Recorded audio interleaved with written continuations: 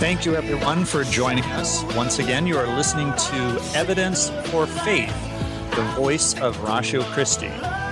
This is the show where we help Christians become thinkers and thinkers become Christians, the show that explains the benefits of Christianity for personal happiness and human flourishing. I'm Keith Kendricks. Hello, I'm Kirk Hastings. And today's topic, we'll be talking about a new book called 10 Answers for Skeptics. We have the author with us, who we'll be introducing in just a moment. Check us out at evidenceforfaith.com, our website. It's evidence4faith.com. And look at our archived shows, or you can listen to our podcasts of previous shows on iTunes. You can listen to us through the TuneIn Radio app, if you like. And if you want to email us at email@evidenceforfaith. Also, be sure and check out the Ratio Christi website at ratiochristi.org. We have not announced that you could check us out on Facebook for quite some time because the Facebook site kind of died off for a little bit, but good news. Kirk, tell us about the Facebook page. Yes, I went into our Facebook page this past week and I brought it back to life. I'm starting to post things on there. I've posted some articles, some interesting articles. I'm going to try to post something on there every week about what our past week's radio show was about and what our coming week's show is, and any news we come up with, and any interesting cartoons or pictures. I'm trying to make it as interesting as possible. And of course, if our listeners have any questions for us, feel free to write into our Facebook page and we'll do our best to try to answer them. Yeah, it's going to be great. It looks really nice. You're doing a great job with that, Kurt. Thanks. Well, you don't have to look into apologetics very far, either looking for books or looking for radio shows or TV shows or getting education without coming across the name Alex McFarland. And it's our pleasure at Evidence for Faith to introduce you to Alex McFarland. Alex, welcome to Evidence for Faith. Well, thank you, Keith, and Kirk. Very honored to be on, so thanks for making time for me. And I was talking to Alex prior to the show, and he was asking, do I know you from somewhere? And I was trying to think where it was, and Alex, I know where we know each other from. Okay. We've been Facebook friends for about a year now. Wow, okay. Well, I have to confess, I'm not a great Facebook friend because I have 1,600 or 1,700 people on there that I barely know, and yet we're friends. There you go. Isn't that great? So I'm proud to call myself a friend of Alex McFarland. Alex has such a great resume. He has done everything there is to do with apologetics. It's incredible, including previous president of Southern Evangelical Seminary. Alex, you do a blog, you've done radio, you do TV. Tell us as much as you can about what you're doing, what you've been doing.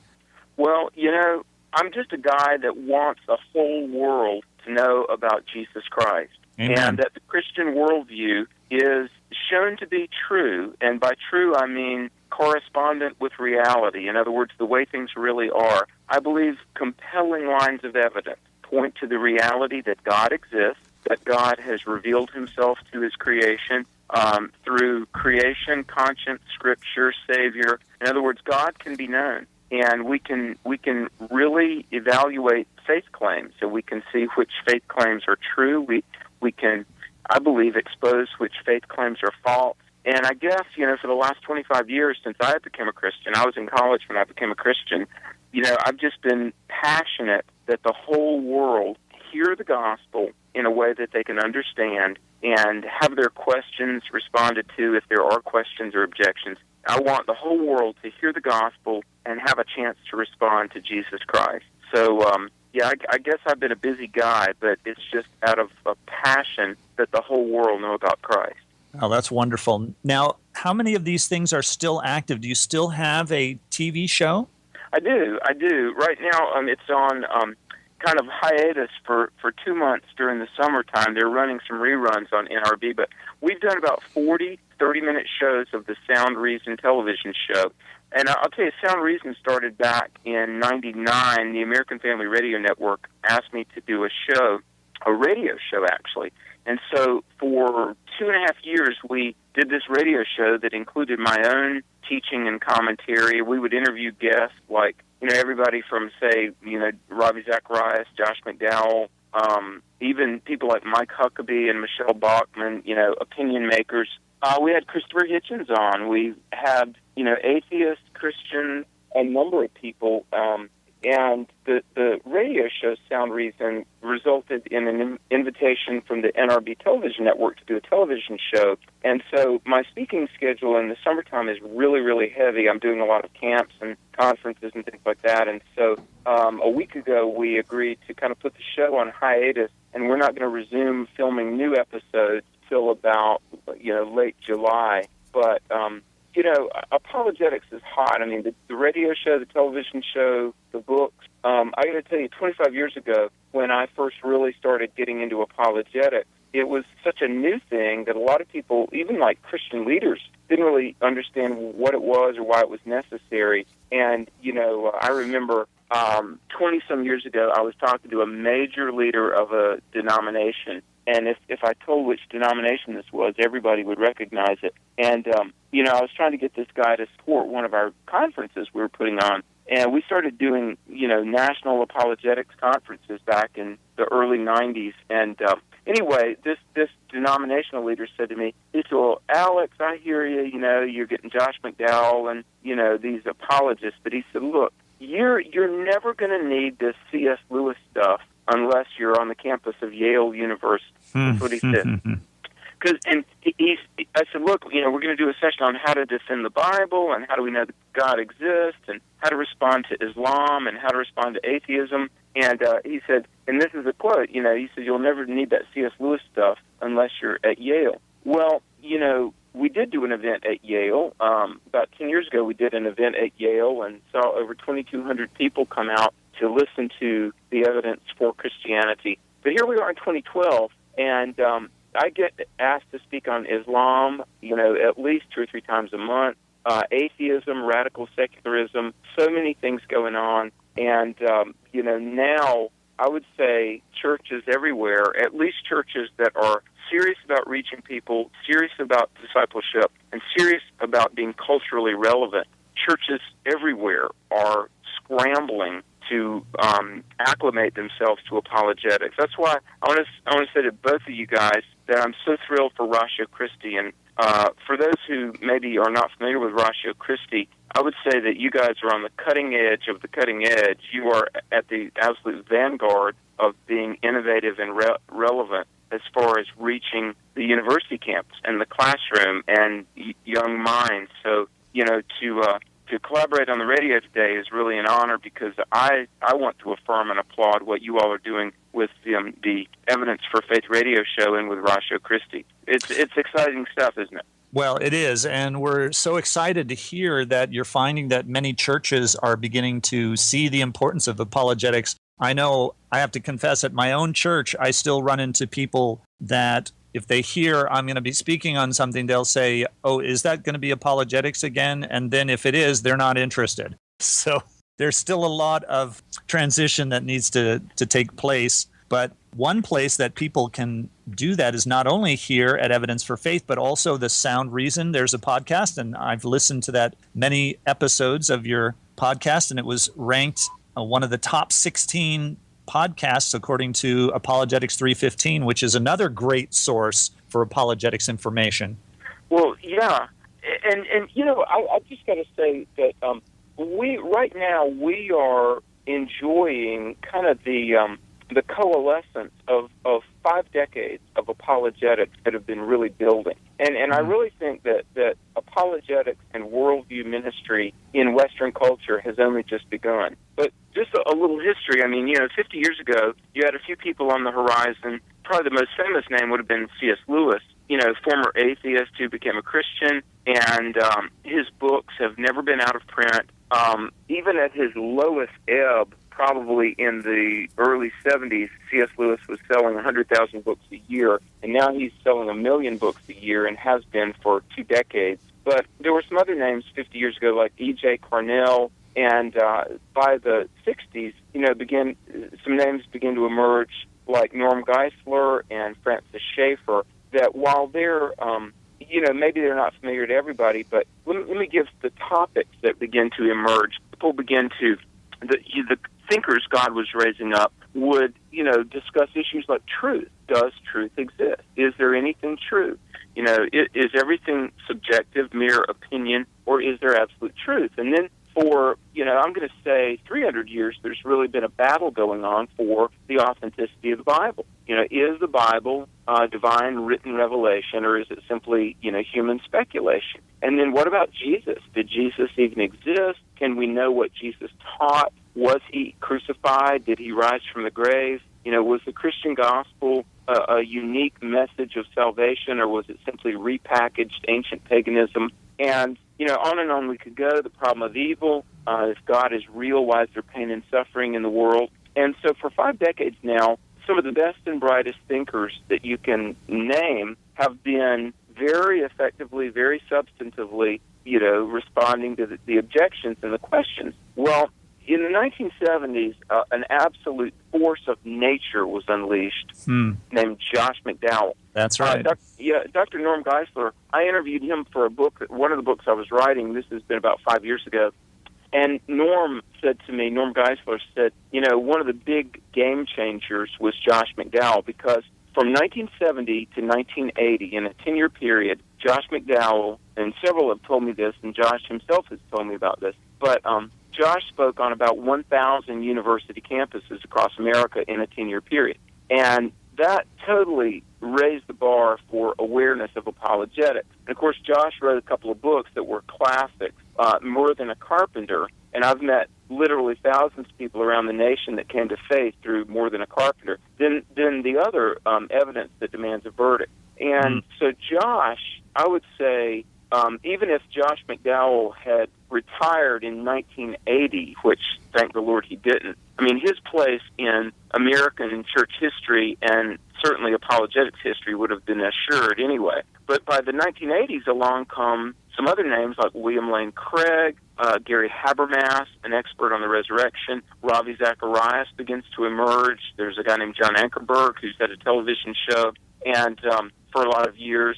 And, I would say maybe not as famous as Josh or Ravi, but Greg Kokel and Stand to Reason. And a lot of names begin to emerge. And so not only have there been great leaders God has raised up, but then there have been cultural events. In the 80s was the New Age movement and this rise of Eastern spirituality in American life, an increase in relativism and a decrease in traditional morality, and an increase in both evangelical churches that were true to the Bible and an increase in churches that were more liberal and more politically correct, and a loss of biblical literacy. By the 90s, you've got the spread of Islam in American life, and you've got the rise of the gay rights movement. And then you begin to see, openly homosexual characters on television and the mainstreaming of homosexuality. But let me say this, one of the big things, as far as the media interviews that I've been asked to do, 9/11 was a huge thing, because suddenly Islam, and I remember I was teaching on Islam in the early 90s, and, I even had a journalist one time ask me, they said, why do Americans need to know about, a religion from the Middle East that didn't even exist prior to the 7th century? And I said, well, Islam is really growing in the West. 9/11 suddenly brought Islam and to an equal degree world religions to the front page. Mm-hmm. And suddenly, the church is having to explain how does Christianity stack up with Islam. And so on and on I could go. Thus the need for Christians to be able to articulate what we believe, why we believe it, and how do we compare and contrast Christianity with all these other faiths competing for the hearts and minds of people. Right. Well, if you're just tuning in, you're listening to Evidence for Faith, a ministry of Ratio Christi. I'm Keith Kendricks. And I'm Kirk Hastings. And we are speaking with Alex McFarland, former president of the Southern Evangelical Seminary, an apologist, speaker, and author. And he's been recounting for us some of the history of apologetics. And I agree with you, Alex, that I think 9/11 was really a sea change. It was a watershed moment. And I think that really is woke up some of the latent atheism and skepticism that was out there.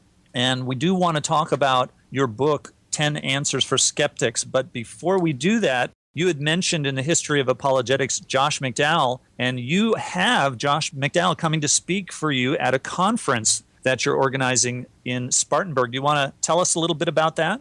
Oh, yes. Thank you very much. Truth for a New Generation. It's a conference that I've been putting on for 18 years now, and it's really grown and grown and grown. This year, 2012, is going to be the biggest ever. Spartanburg, South Carolina. We're going to be at this wonderful venue, a state-of-the-art venue. We can accommodate up to 4,000 people. And let me say this, listeners, we routinely have attendees from like 35 to 40 U.S. states. So plan now to come to Truth for a New Generation. But Josh McDowell, Dinesh D'Souza, Hank Hanegraaff, who is radio's Bible answer man, J.P. Moreland from Biola University, Gary Habermas, the world expert on the resurrection. We've got Eric Metaxas, who has written a best-selling book on Dietrich Bonhoeffer. And guys, I got to tell you, anytime Eric Metaxas is on the bill, he just recently spoke at the National Prayer Breakfast and was very, very out front, talking directly to our president, speaking truth to power, as they say. But Eric Metaxas, people routinely say he is the greatest speaker they've ever heard. Mike Latona, who has debated many atheists and is an expert on the history of the New Testament, and many other great speakers I could talk about. 14 keynote speakers, all world-class, more than 24 workshops for all ages. And moms and dads, let me say this. If you don't want 4 years of college to dismantle what you've worked 18 years to instill, bring your young people to Truth for a New Generation. We've got sessions for pastors, sessions for parents, sessions for young people. Of course, Josh McDowell and so many others, but it is... we believe probably the premier apologetics happening in America this year. And, online registration is already up. We've got a very deep discount that goes on till the middle of June. Early bird registration, we always sell out. So truthforanewgeneration.com is the website, truthforanewgeneration.com. Because my passion, guys, is that we see a spiritual awakening in America, and a recovery of truth, and therefore apologetics, is a big part of that. So please pray, promote, plan to attend. I can relate to a lot of this that you're saying, Alex. I became a Christian in 1976 when I was 24. Okay. The first 3 books that I read after I became a Christian was first, of course, the New Testament. The second book was Evidence That Demands a Verdict. And the third book was Mere Christianity by C.S. Lewis. And those 3 books did it for me.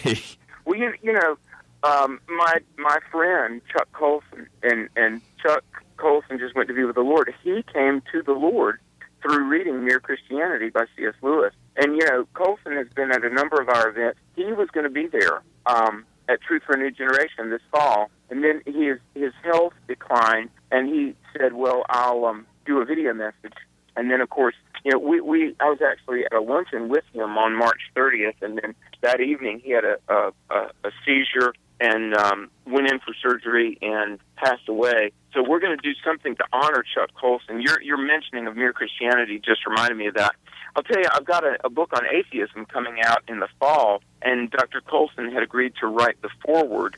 And there's already an ad that's been in a trade magazine that says forward by Chuck Colson, but sadly that's not going to happen. But, he's another vacancy on the horizon. Let me say this. The reason I'm bringing this up is because we need to challenge some people to take up the apologetics banner.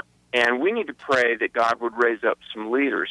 On the horizon, James Kennedy, who was a great example of a worldviewish pastor. James Kennedy is gone. And, Bill Bright, who launched Josh McDowell, Bill Bright is gone. Josh himself is in his 70s. His birthday is in August, and I think Josh will be something like 71 or 72 this August. So, listeners, if you're not a Christian, take a look at the evidence and see that it's really real. If you are a Christian, either groom yourself to be a force for the gospel, or mentor, or encourage, or support Evidence for Faith Radio or Ratio Christi, so that they can continue to groom leaders. Because, guys, one of the things that I don't want to say concerns me, but one of the things for which I'm praying is that God would raise up a generation of leaders, of young men and young women that would know truth, that would have a mind for truth, a heart for Christ, and a life devoted to reaching people. Because, you mentioned these names, and,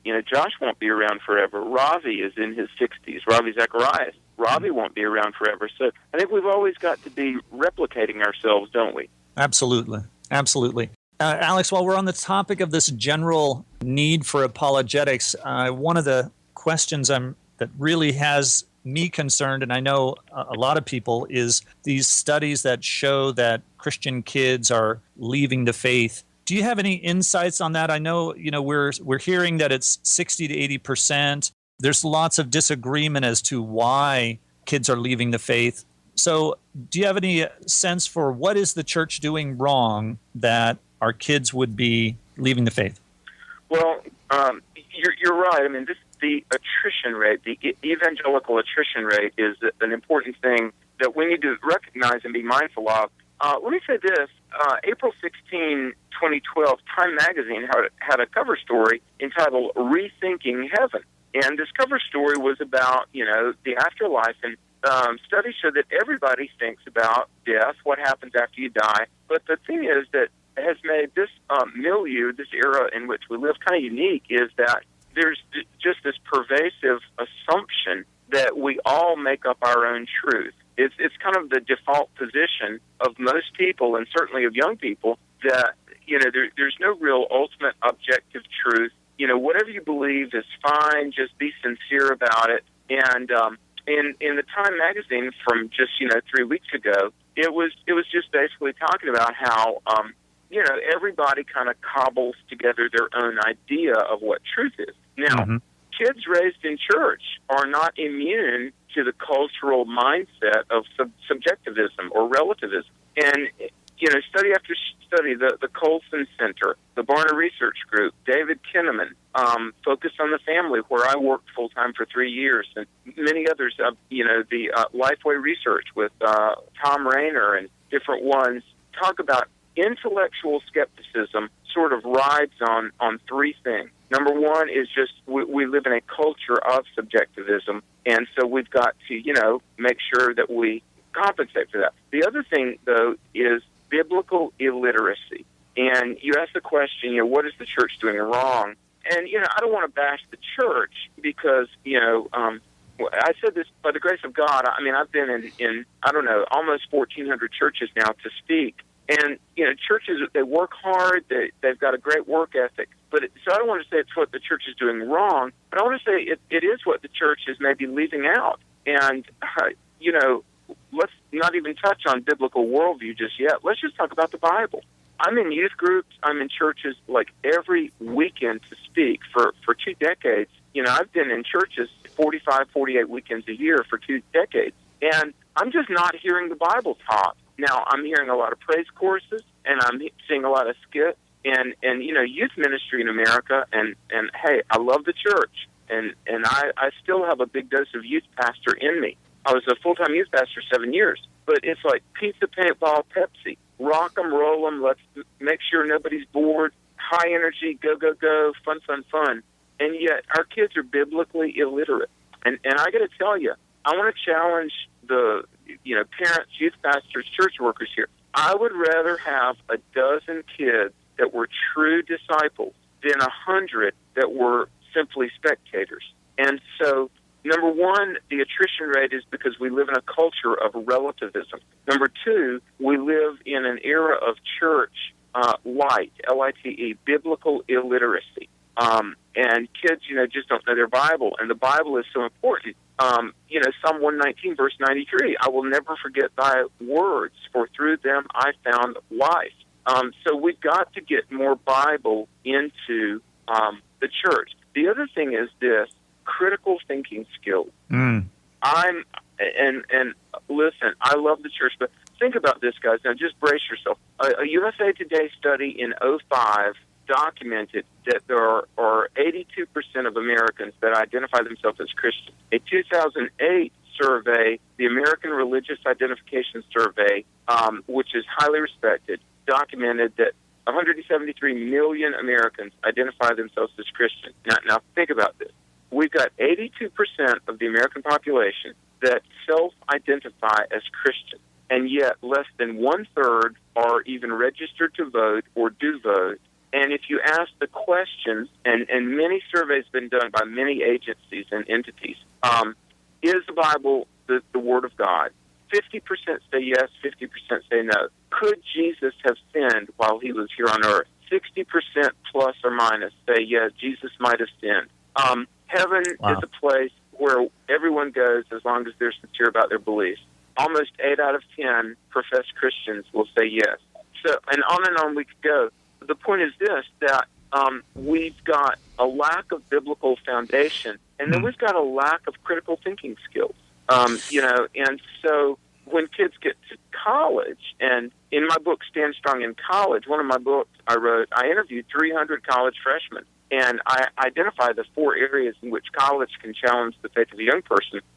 Part of the reason that most Christian kids, somewhere between 7 to 8 out of 10, jettison their faith after high school. Now, I want to say more about that in a moment, but hang with me here. Part of the reason that from 18 to 24 in this window, 70% plus of evangelical kids will walk away from Christianity is because they live in a culture of relativism. They don't know the Word. Therefore, they can't really adequately, fend off the objections against the faith. They don't have critical thinking skills, and they're easily led astray by vacuous arguments of unbelievers.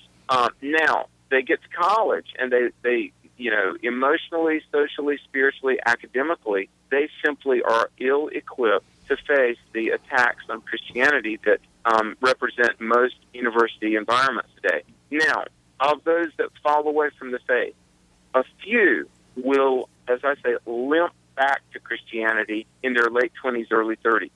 Young people begin to get married. They begin to have kids. And they're like, oh, my gosh, I want my kids to have some values. Let's get back in church. Well, of the 80% that fall away, 75, 80%, one-third of those will limp back to Christianity by age 30. But they come back with baggage, not only spiritual and mental baggage, but they come back with sometimes physical baggage like STDs and the wounds of a decade of life without Jesus. And they're just not really well equipped to become champions for Christ. Now, we thank God for anybody who comes back to the faith, and, we want to minister to anybody, where they are, as they are. However, I think apologetic, in fact, I know this to be true, apologetic is the discipline for our times to help the church effectively reach the lost, to equip disciples to not fall prey to the false teachings of our time. And let me say this, moms and dads, listen, rather than fix broken adults, how about we preemptively equip young people to thrive for Jesus in an increasingly dark culture? I mean, not only should we do it, we have to do it, and the Bible tells us to do it. Thus the need for apologetics, and thus the need that everybody listening come to Truth for a New Generation, September 28, 29. There you go. And I think apologetics also helps with that issue of that the kids don't know their Bible or they don't know Christian doctrine. It may be that they do know the Christian doctrine. They just simply have not personally chosen that for their morally relative viewpoint. Could be. So without you can teach the doctrine, but if you don't teach how you can know that doctrine is true, the apologetics that goes along with it, then there's no reason for those students in your Sunday school class or your youth group to choose to believe that doctrine when they have so many other choices that actually help them to get along with their friends in school. That's true. And, we've become such a pragmatic society. One of the tests for truth is, does it work? And right. So a lot of people kind of in their mind, they reason this way. They're like, well, my professor who has a PhD is not a Christian, and he seems to be doing okay. Or my colleague at school is a homosexual, Wiccan, and they seem to be happy and well-adjusted, and therefore their worldview must be equally valid to Christianity. G.K. Chesterton said man's most pragmatic need is to be something more than a pragmatist. And for many, the test for truth has become pragmatism. And, we've got to, I'll say this, a true worldview has got to measure up to 4 C's: comprehensive, cohesive, corroborated, and completing. In other words, does your worldview answer the big questions? Is it comprehensive? Is it cohesive? Does it make sense and hang together? And is it livable? And is it corroborated by evidence? Philosophical, historical, scientific, experiential. And is it completing? In other words, does it fulfill your life? And is it actually something that you would die for? And I would submit, and I know we could go hours and hours, apparent pragmatism notwithstanding, apparent pragmatism, only biblical Christianity, God, Jesus, Bible, is comprehensive, cohesive, corroborated, and really completes your life. And so we've got to be able to look past the supposed alleged pragmatism of competing worldviews and look at, Christianity. Now, I realize we're not just cognitive creatures, we're emotional creatures. Thomas Aquinas lived 1225 to 1274. Thomas Aquinas said, every possible argument against Christianity has a rational mistake in it somewhere, and therefore there exists the possibility that it be answered. That's a big, fat, grandiose way of saying that Christianity can be defended. Aquinas, this is a great quote, I'll give it again. He said, every possible argument against the doctrines of the Christian faith have a rational mistake in them somewhere, and therefore there exists the possibility that they be answered.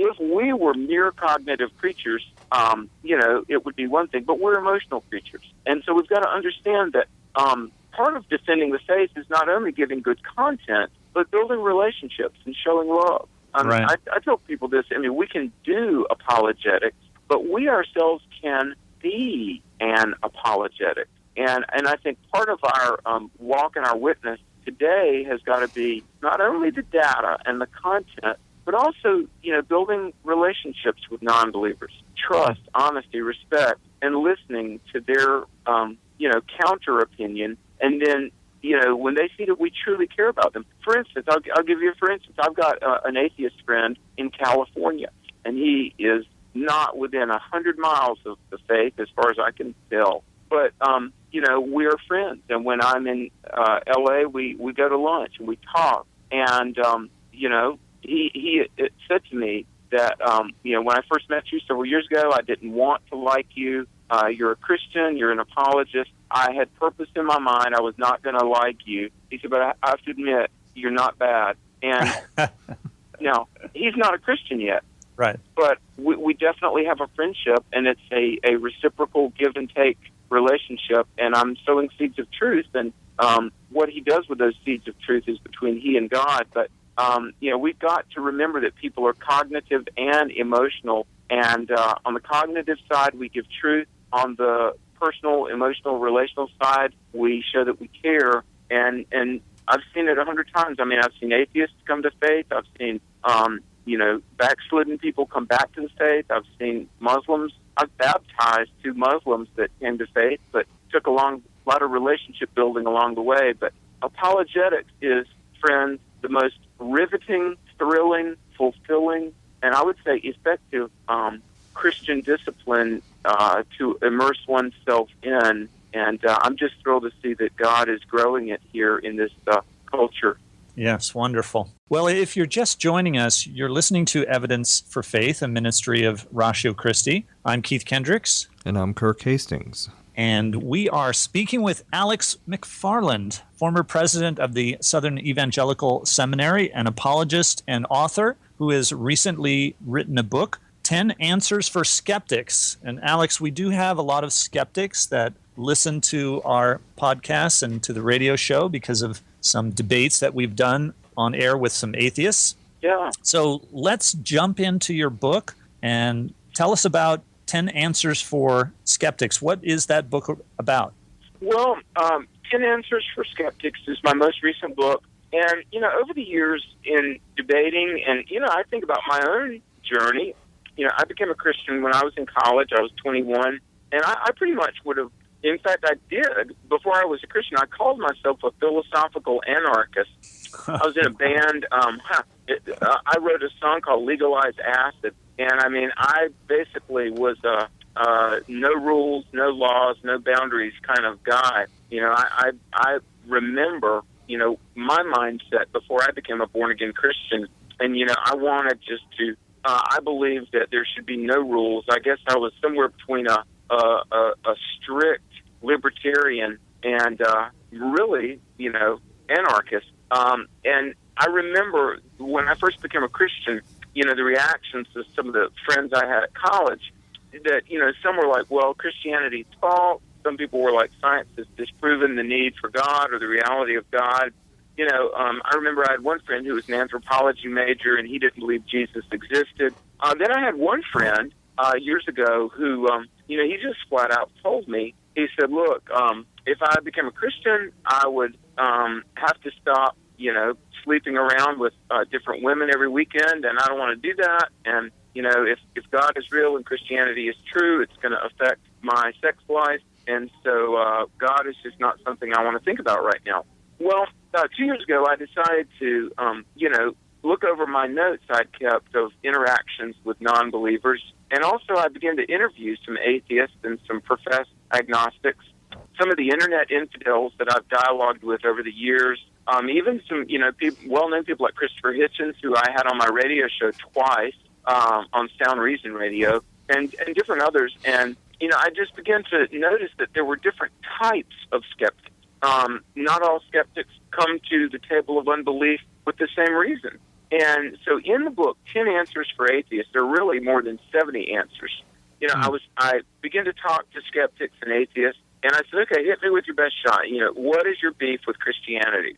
And in the book, not only do we look at 10 different profiles of skeptics, what we call the wounded skeptic, the syncretistic skeptic, the biased skeptic, the sensual skeptic, the educated skeptic. You know, we've got 10 different profiles.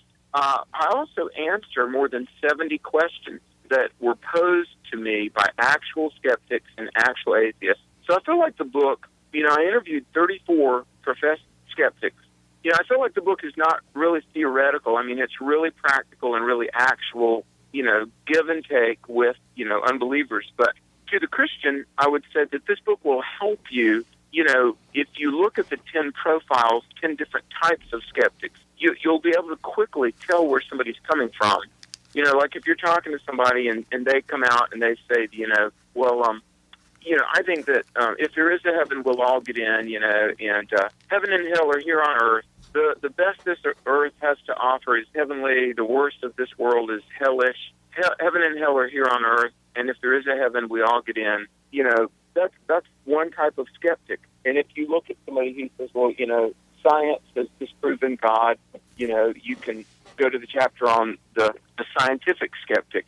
And you won't waste your time, you know, maybe talking past them. The other thing, if you are a skeptic and you read this book, and I've given this book away to a number of atheists and skeptics, I think you'll probably, if you're honest, if you're willing to be honest, and not all skeptics are really objective and honest. Many are not. But I think you'll see yourself in here. You'll probably see yourself. And the book's been out about 6 months. I've got literally hundreds of emails from people, you know, pro and con. But a lot of skeptics who said, Alex, you know, you're right. I'm not a believer yet, but if I'm honest, you know, you really have kind of, you know, peeled back some layers that I was hiding behind. But beyond that, I mean, we've got questions in there, you know, how do you harmonize the resurrection accounts from the four Gospels?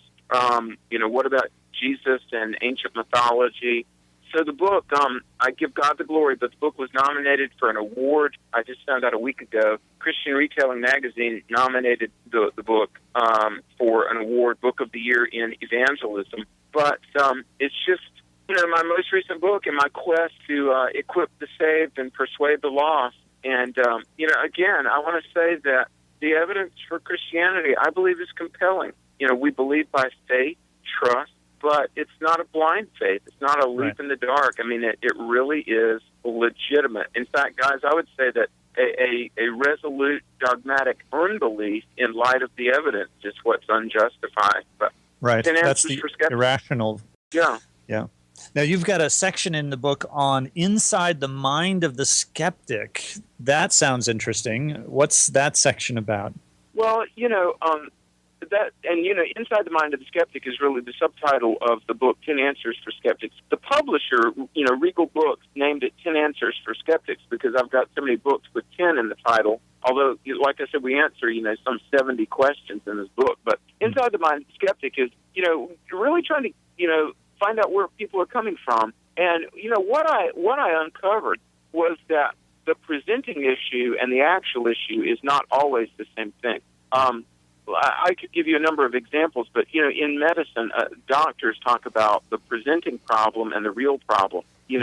Somebody might go to the doctor and say, I have headaches every third morning about, sunrise. When I wake up, I've got a migraine headache. That might be the presenting problem. The real issue might be that they are a closet alcoholic and they're hungover every 3 days. So, I would have people say, I had one skeptic. In fact, he was 15 years old, and he claimed to be an atheist. And he was very adamant God did not exist. He was one of the most articulate teenagers with whom I've ever dialogued. And, finally I asked him, I said, did you ever believe in God, or have you experienced, a real loss? And could it be that you're angry at God? And this 15-year-old began to explain. He said, well, my grandfather, who helped raise me, was actually a pastor. And I said, okay, tell me about him. And he said, well, he committed suicide. I said, oh, okay. Now, in my mind, I'm thinking, all right, dominant male role model in the life of this young person, he committed suicide. And I said, okay, tell me what that was like. And he said, well, the pastor of another local church came over, and he said, my grandfather had committed suicide. We had just learned of this, an hour prior. And this pastor began to say, I want to tell you all about Christ. Your grandfather is in hell right now, but I don't want you all to go to hell. And I looked at him, and the kid explained to me that his grandfather, his spouse had died, 50 years, the grandmother had died, at 50 years of marriage is gone. The grandfather was on antidepressant, and life became intolerable, and so the grandfather committed suicide. I looked at the teenager and I said, now, wait a minute, your grandfather who helped raise you, that you loved, and he was a role model in your life, he committed suicide, and the local pastor informs you that he's in hell. And he said, yeah. And I said, well, the idea of your grandfather being in hell is intolerable, so you've created a world in which he's not in hell, but that came at the expense of eliminating God. And he looked at me and he said, yeah, pretty much. And so, by the way, this played out over a 2-hour conversation. And I said, well, first of all, let me say this. I'm sorry that pastor said that to you because it's not a proven scriptural fact that, somebody who takes their own life goes to hell. I mean, taking your own life is a terrible thing. Anyway, we began to talk about, what Augustine and some of the great thinkers have said on this issue. Long story short, over a long period of conversations, this young person came back to say that, and it was from some good biblical worldview teaching that we, were able to minister to this person. But my point is this: everybody has a reason for walking away from God. Everybody who has walked away from God, there's more to it than meets the eye. Because you see, and I want to say this: atheism is a learned position. The default position of people everywhere is theism. There must be a God. I was in Africa. I've spent a total of about 2 months of my entire life in Africa. Okay, I'm in Africa, and we were in Zambia, and I was at this place 100 miles into the bush country and met a man, and he's pointing to the sky, gesturing, talking, which through an interpreter. I said, what did he say? And my interpreter, he said, he says he knows there's a God because all of this had to come from somewhere, but he doesn't know where to take it from there. Now, wonderful. Guys, translate that for me. The African man says to me, he knows there's a God. All of this had to come from somewhere, but he don't know where to take it from there. Incredible. That's fabulous. It's general revelation. It matches up with something we talked about on the show not long ago. Was a study that showed that infants, young children, have an innate belief in God, no matter what culture they're from, even from atheistic cultures. They instinctively believe in an all-powerful being who is all good. Yeah. So that is the default position. So you do have to make yourself into an atheist, and often the reasons may not be what the atheist tells you up front. So I guess the real message then is we need to not only listen carefully, but we also need to ask the right kinds of questions and probe a little bit. Exactly. Do you know children? By the way, how are we doing on time? I want to be respectful of time. We've got about 4 minutes left. Okay. And guys, thank you so much for having me on. I mean, I truly appreciate this. But, at Liberty University, I did my MA in Christian thought and apologetics. Liberty, 20 years ago, was one of the first schools to have an apologetics program. Now there are a number like Biola, North Greenville University, where I am on staff. The website of North Greenville, by the way, is ngu.edu. But I did my master's degree in apologetics Christian thought, and I minored in developmental psychology. And you are quite correct that children are kind of hardwired to believe in God. In fact, when they're in the stage of what they call, concrete thought, and they're developing the capacity for abstract thought, you can ask children. And by the way, I've interviewed more than 100 children for my next book for Focus on the Family that's going to be out in January, answering the toughest questions children have about God. Children, if you say, why is the sun in the sky? And children will say, God made it. Why did God put the sun in the sky? Children will say, to make me happy. And children have the default position of children is that there is a God and that he's good and that he does things for me. Now, children, it's just precious how kind of, self-centered they can be. But they'll say, you can ask a child, why do we eat food? God gave it to us. Why did God give us food? Because I like it. Children will ask things like this. Will there be a Chuck E. Cheese in heaven? And I'll say, what do you think? And they'll say, probably because God knows I like it. I'm hoping for a McDonald's. Oh, well, yeah, for real. Or an In-N-Out burger. That would be pretty cool. But the thing is this, and I want to say this, and I don't mean it cruelly. So I want to, in advance, ask forgiveness for anyone who's offended by what I'm about to say. But let me say this. Atheism is a learned pathology. And I don't use the word pathology in a pejorative sense, but I've interacted with atheists for 20 years, and it really affects how they interact with other people. The vertical definitely informs the horizontal, and man to God definitely influences person to person. And there has to be so much cognitive dissonance created to maintain one's atheism that it really is not only spiritually but psychologically unhealthy. Because, you've got to doggedly believe that, matter came from nothing, chaos was the mother of order, chance gave rise to intelligence, inanimate matter developed consciousness, individuation and different centers of consciousness developed.